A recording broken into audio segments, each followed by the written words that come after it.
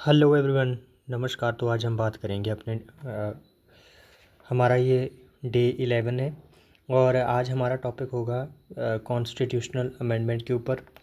तो देखिए, आज हम बात करेंगे इसके कॉन्स्टिट्यूशनल रेफरेंस के बारे में, साथ में समझेंगे कि इसमें क्या क्या की प्रोविज़न है जिनकी हमें अंडरस्टैंडिंग होना एग्जामिनेशन पॉइंट ऑफ व्यू से काफ़ी ज़रूरी है।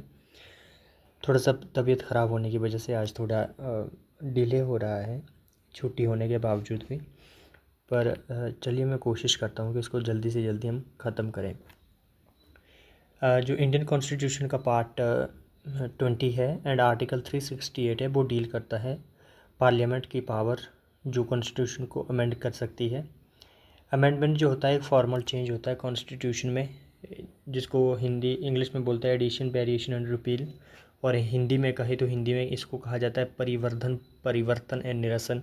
ये क्वेश्चन जो है वो यूपीएससी पूछ चुका है अपने 2024 के सीएससी एग्जामिनेशन में, तो इस पे भी आपको ध्यान देना है।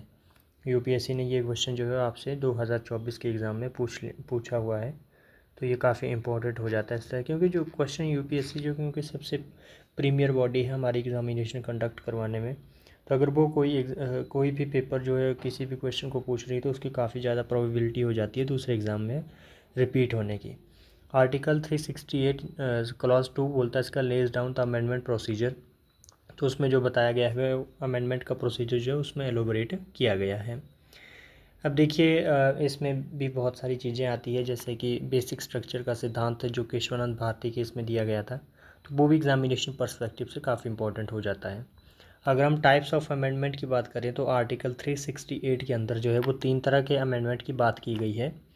पहला तो देखिए सीधा सीधा ये बात की गई है कि जो कॉन्स्टिट्यूशन में अमेंडमेंट होगा वो होगा आपका साधारण तरीके से, यानी कि साधारण तरीके का मतलब हो गया, सिंपल मेजॉरिटी का मतलब हो गया कि पार्लियामेंट के जो है पार्लियामेंट के अंदर जो हमारे पार्लियामेंट के अंदर जो हमारे मेंबर्स प्रेजेंट होंगे, पार्लियामेंट के अंदर जो हमारे मेंबर प्रेजेंट होंगे उनके जो सिंपल मेजॉरिटी होगी उसी से जो है हमारा ये अमेंडमेंट होगा। पर इसमें यही देखिए, आपको ध्यान देना है कि इसमें जो चीज़ होती है वो सबसे महत्वपूर्ण पहलू है इसका, कि साधारण बहुमत से संविधान में कुछ ओपन जो वो संशोधित हो सकते हैं। ये प्रत्येक सदन में उपस्थित एवं मतदान यानी कि साधारण विधायी प्रक्रिया द्वारा होता है, और इसका उल्लेख जो है वो आर्टिकल जो 368 जो है उसके अंदर किया गया है। इसमें कुछ एक चीज़ें आती है, जैसे कि इसमें लगभग 15 से 18 प्रोविज़न है जिनको अमेंड किया जा सकता है सिंपल मेजॉरिटी के द्वारा। इसमें क्रिएशन ऑफ न्यू स्टेट है, चेंज ऑफ बाउंड्री है, सिटीजनशिप है, आर्टिकल 11 जिसको बोलते हैं डिलिमिटेशन ऑफ कॉन्स्टिट्यूएंसीज है। तो इस तरह से आपको इनका आइडिया होना बहुत ज़रूरी है। दूसरी अनुसूची में जो देखिए, जो राज्यपाल, राष्ट्रपति, लोकसभा अध्यक्ष और न्यायाधीशों आदि की जो अलाउंसेस वगैरह होते हैं, उनको जो प्रिविलेजेस होते हैं वो सब जो है अगर उनको अमेंड करने की बात आती है तो हम इसे सिंपल मेजॉरिटी से कर सकते हैं। अगला आता है हमारा स्पेशल मेजॉरिटी। तो स्पेशल मेजॉरिटी जो होता है इसका 2/3 of members and present and voting, मतलब कि 2/3 सदस्य जो होना है वो ज़रूरी होते हैं।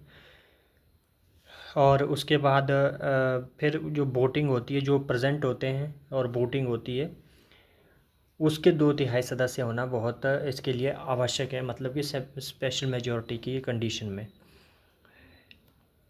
उसके बाद हमारा जो फंडामेंटल राइट्स है, जैसे कि इसमें जो प्रोविज़न अमेंड किए जाते हैं, जैसे फंडामेंटल राइट्स हुए, डीपीएसपी वगैरह हो गए, ये सब। फिर बाय स्पेशल मेजॉरिटी जो थर्ड प्रोविज़न है, plus ratification of half states, इसमें कुछ गिने चुने ही प्रोविज़न है। जैसे कि पहला तो ये होता है कि जो फेडरल स्ट्रक्चर है हमारा उसको अमेंड करना हो, इलेक्शन प्रेसिडेंट के इलेक्शन की बात हो, representation of state in parliament हो, या powers of union and state legislature की बात हो, यानी कि 7th शेड्यूल भी जो है इसके अंदर अगर अमेंड करने की बात हो तब भी स्पेशल जो हमारा प्रावधान है special majority plus ratification of half state का, वो लगता है।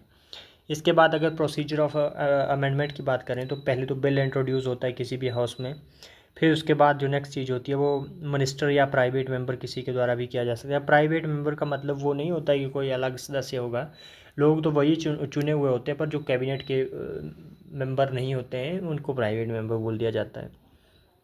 प्रेसिडेंट की प्रायर रिकमेंडेशन अगर रिक्वायर्ड है तो वो लगेगी। फिर उसके बाद क्या होता है कि पास होता है special majority in both house separately. तो इस तरह की चीज़ें इसमें होती है। फेडरल मैटर्स की बात करें, must be ratified by equal और उसके स्टेट लेजिस्लेचर के मतलब। तो ये आप सब चीज़ें इनका आइडिया होना आपके लिए ज़रूरी हो जाता है एग्जामिनेशन पर्सपेक्टिव से। लैंडमार्क केस की बात करें इसमें तो देखिए Shankar Prasad versus Union of India case था। तो इसमें पहला तो ये बोला गया कि फंडामेंटल राइट को अमेंड कर सकती है पार्लियामेंट। फिर Golaknath versus state of Punjab case आया। फिर fundamental right parliament can not amend fundamental right, फिर ये बोला गया। एक केशवानंद भारती केस आया। फिर उसमें फंडामेंटल राइट को अमेंड कर सकते हैं बेसिक स्ट्रक्चर के सिद्धांत की छेड़खानी ना करे पार्लियामेंट, ये प्रावधान आया। फिर इंदिरा साहनी केस आता है, उसमें बोला जाता है जुडिशियरी भी is part of basic structure. फिर Minerva Mills and Union of India limited amending power is part of the basic structure. तो इस तरह के प्रावधान इसमें अलग अलग जो केसेस आए उसमें सुप्रीम कोर्ट ने जजमेंट दी, खुद भी कई बार अपनी जजमेंट को रेटिफाई कर दिया। इसमें इम्पोर्टेंट फैक्ट जो है अमेंडमेंट के थोड़ी जो इम्पोर्टेंट एक्ट्स हैं उस पर ध्यान डालते हैं हम। अमेंडमेंट एक्ट्स जैसे कि 24 कॉन्स्टिट्यूशनल अमेंडमेंट एक्ट हुआ 1971 में। तो इसने पार्लियामेंट की पावर्स को रीअफर्म्ड किया, फंडामेंटल राइट्स को अमेंड करने की पार्लियामेंट की पावर को। उसके बाद 25वां संविधान संशोधन उसमें करटेल किया गया राइट टू प्रॉपर्टी को। फिर उसके बाद 42वां संविधान संशोधन, उसको तो मिनी कॉन्स्टिट्यूशन बोला जाता है। इसके बारे में तो आपको बताने की ज़रूरत नहीं है क्योंकि काफ़ी बार इसको हम पहले भी डिस्कस कर चुके हैं। फिर 44th अमेंडमेंट एक्ट आया 1978 में। तो उसमें भी हम जानते हैं कि जो राइट टू प्रॉपर्टी था उसको फंडामेंटल राइट से डिस्कार्ड करके जो एक लीगल राइट का स्टेटस दिया गया। फिर उसके बाद 73 and 74th constitutional amendment Panchayati Raj and urban local bodies की यहाँ पे बात हुई। फिर 101 कॉन्स्टिट्यूशनल अमेंडमेंट एक्ट आया 2016 में जिसने जीएसटी को इम्प्लीमेंट किया।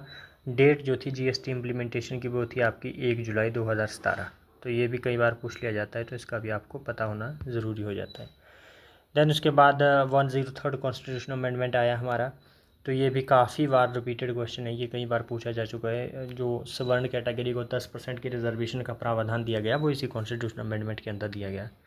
क्रिटिसिज्म की बात करें हम इसमें, तो क्रिटिसिज्म जो है इसका वो अलग अलग तरह से होता है। पहले तो बोलते हैं कि resembles legislative process not rigid enough. फिर उसके बाद है बोलते हैं कि states have no role in amendment. फिर no provision for joint setting in case of deadlock. तो देखिए डेडलॉक के प्रोविजन में इसमें सेटिंग का कोई भी प्रावधान नहीं है कॉन्स्टिट्यूशनल अमेंडमेंट के संदर्भ में। फिर उसके बाद ordinary citizen has no role, इसमें रेफरेंडम का भी कोई रोल नहीं है। तो इस तरह के प्रावधान इसमें है और इस तरह के ये कोई ज़्यादा लेंथी चैप्टर भी नहीं था। 2-4 चीज़ों की आपकी जानकारी होना बहुत ज़रूरी है, जैसे कि कितने तरह के अमेंडमेंट का प्रावधान है। तो 3 तरह के हैं। इसको हमारे जो लचीला संविधान इसलिए बोला जाता है इसी वजह से क्योंकि इसमें जो अमेंडमेंट के प्रावधान है वो ना तो बहुत ज़्यादा स्ट्रिंजेंट है और ना ही बहुत ज़्यादा आपको फ्लेक्सिबल देखने को मिलता है, यानी कि मिडल पाथ लिया हुआ है। तो इसमें आपको 3 तरह के जो मैंने प्रोसीजर बताए उनका आपको आइडिया होना ज़रूरी हो जाता है। जैसे कि सिंपल मेजॉरिटी। सिंपल मेजॉरिटी का मतलब ये हो गया कि पार्लियामेंट में जो भी मेंबर बैठे हुए हैं वो जब वोटिंग करेंगे तो उनका बहुमत और बस बिल पास हो गया। फिर उसके बाद जो हमारा जो हमारी जो दूसरा है सिंपल मेजॉरिटी और दूसरा हमारा जो चीज़ थी जैसे कि स्पेशल मेजॉरिटी का। तो स्पेशल मेजॉरिटी में मैंने आपको बताया कि 2/3 मेंबर प्रेजेंट एंड सिटिंग जो वोटिंग करेंगे, जो सदन में होंगे उनके जो वोट करेंगे और जो सदन में उपस्थित होंगे उसके 2/3 मेंबर्स, यानी कि मान लीजिए 100 में से 60%, मतलब कि अगर 100 बंदा है तो 66 बंदों से वो अप्रूव होना चाहिए। तो इस तरह की चीज़ें हमें देखने को इसमें मिलती है। तो आपने इन चीज़ों का ध्यान रखना है। ये लेक्चर हमारा यहीं पे ख़त्म होता है और थैंक यू। और बाकी अगर आपको कोई कुछ लगता है तो आप बता सकते हैं। Thank you.